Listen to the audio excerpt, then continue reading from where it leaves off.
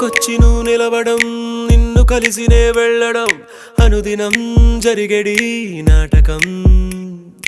ఒక సగాన్ని చెప్పేయడం, మరు సగాన్ని దాపెట్టడం తెలిసేలే కారణం. కాలాలు పూచేలే, వేగాలు వేచేలే, కలువాని కాటుక కన్నుల చూపులుగా రెడీ చేసేలే. కనురెప్పల ప్రేమల చాటు, కన్నీరు తీపైనట్టు